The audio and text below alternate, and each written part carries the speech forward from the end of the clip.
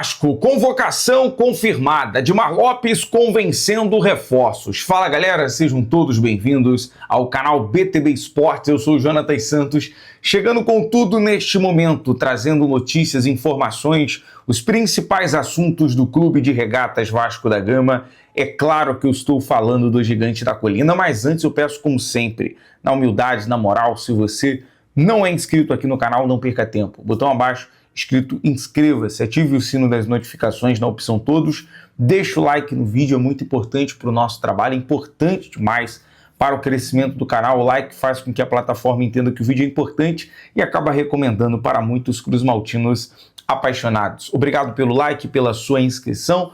Sem mais delongas, vamos aqui ao que interessa. Rápido, qual o jogador mais importante do Vasco? Pelo menos de acordo com os números, não há ninguém mais relevante do que Paulo Henrique. Duvida? Pois saiba que o aproveitamento do Vasco sem o lateral direito no Campeonato Brasileiro é de míseros 25% dos pontos. Foram 8 partidas com 2 vitórias e 6 derrotas sem que o lateral estivesse em campo. O Vasco só venceu o Sport 3-2 e o Fortaleza 2-0, dois candidatíssimos ao rebaixamento. As derrotas para Corinthians, Vitória, Mirassol, Juventude, mais uma vez para o Corinthians e Botafogo. Nesses 8 jogos foram 18 gols sofridos.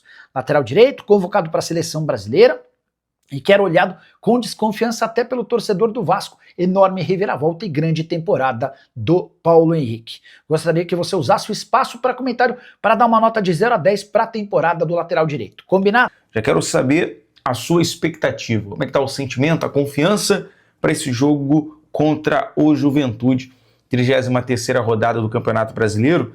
Antes de trazer as últimas informações, as novidades sobre a partida em relação à lista dos relacionados, a preparação do Vasco para esse jogo e também falar um pouco do Juventude, falar sobre o lançamento do Vasco, uma parceria fechada com sucesso de forma surpreendente. A nova camisa em homenagem à consciência negra, simplesmente espetacular. O Vasco literalmente deu um espetáculo.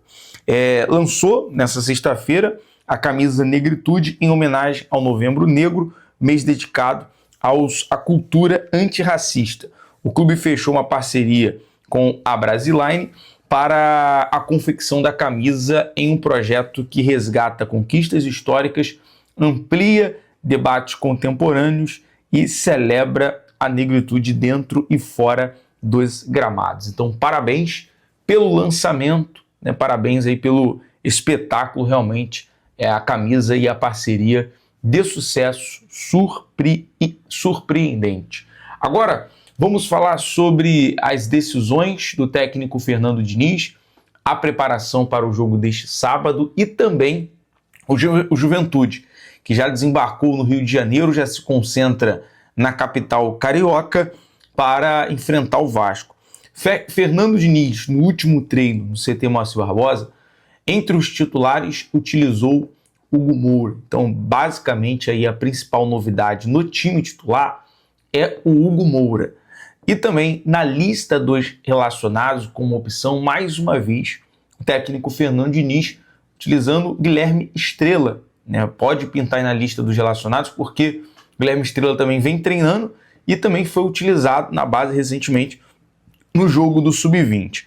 Trazendo a provável escalação do Vasco nesse momento, temos Léo Jardim, Paulo Henrique na lateral direita, Carlos Cuesta fazendo a dupla de zaga com Robert Renan, Lucas Piton na lateral esquerda, Hugo Moura e o Cauã Barros fazendo a dupla de volante, o Coutinho no Moreira, Andrés Gomes e Ryan no ataque. O Ryan mais filtrado no ataque, centralizado ali como o homem-gol, né? Para ser o centroavante, para poder ter as ações ali na pequena área. Então é um time que vem de forma ofensiva, mas com a sustentabilidade, uma proteção melhor na marcação no meio-campo. E como eu trouxe, a novidade aí, pode ser na lista dos relacionados, é o Guilherme Estrela. E eu pergunto a você, torcedor, que está aqui acompanhando a gente no BTB Esportes. O Diniz deveria dar, né, uma chance aí ao Estrela, até porque é um jogador que ajuda na parte da criação, teve problemas de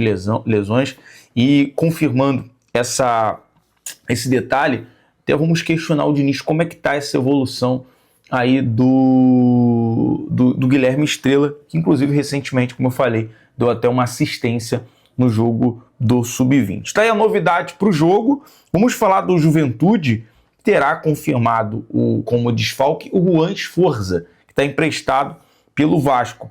E também, a princípio, o Nenê pode ser poupado para essa partida. O Thiago Carpini deve manter a estrutura do 3-5-2, fazendo algumas mudanças em relação às peças, em virtude do jogo no qual o Juventude venceu a equipe do Sport, né? O Sport perdeu por 2-0 e o Juventude que vem, essa vitória é importante, né? Vem tendo uma crescente, querendo sair ali da zona do rebaixamento. A provável escalação é o goleiro Jandrei, e aí o Vasco, existe uma situação que o Vasco tem que estar muito atento em relação ao Jandrei, e eu falo isso com todo respeito. Mas o Vasco precisa chutar ao gol. Amanhã, Abril chuta, arriscar mais, seja finalização de fora da área, ou até mesmo uma oportunidade. Chuta.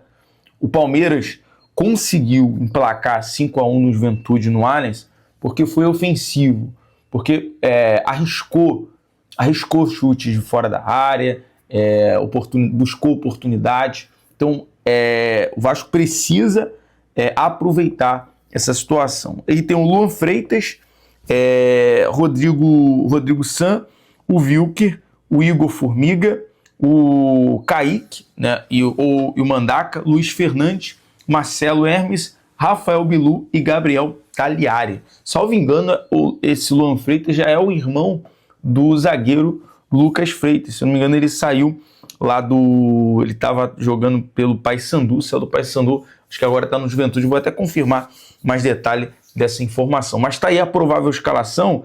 A tendência é que Lucas Fernandes reapareça na equipe titular da equipe do Juventude, cumpra função similar do camisa 10, já que o Thiago Carpini vai preservar o Nenê no time inicial, né, no 11 inicial.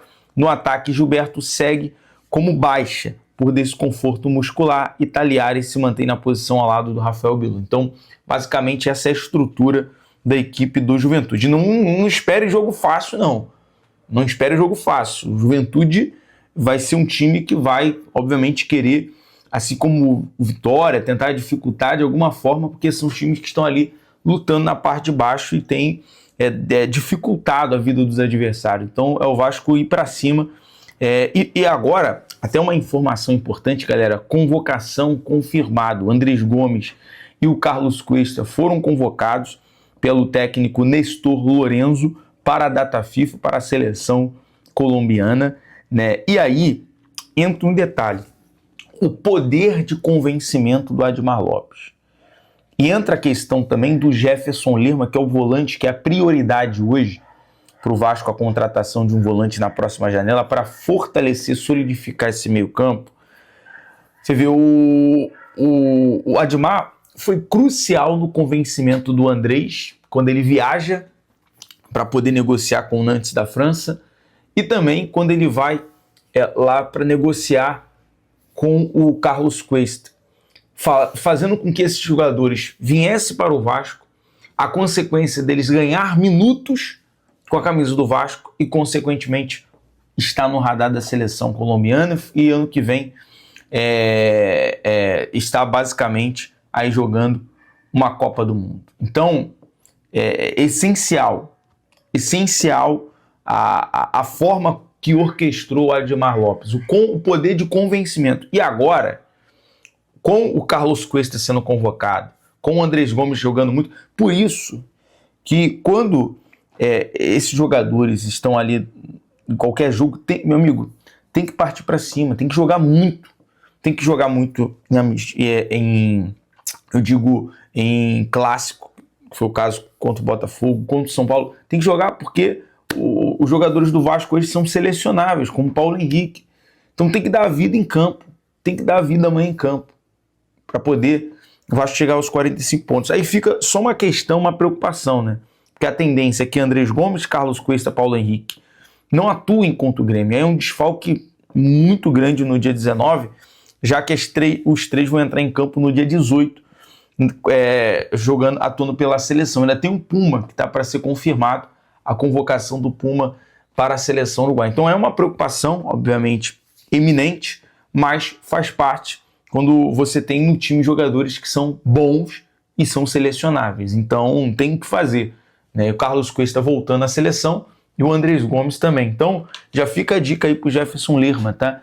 Se ele vier pro Vasco, agora no início da temporada que vem, que é um bom volante, inclusive tem ali o aval do Fernando Diniz e o poder que tem o Ademar Lopes de convencimento é importante. É importante nesse momento para poder convencer mais um jogador. Jefferson Lerma tem 31 anos, está no Crystal Palace, quer ganhar mais minutos, obviamente quer ter mais oportunidade. É um volante com capacidade de desarme, força física, condição de bola, capacidade de manter a posse. É o que o Vasco precisa, né, para solidificar esse meio-campo ao lado do Cauã Barros. Então, E aí pessoal, beleza? Não se esqueçam de se inscrever no canal, deixar o seu like e ativar o sininho das notificações. Um forte abraço e até o próximo vídeo com mais informações sobre o Vasco da Gama.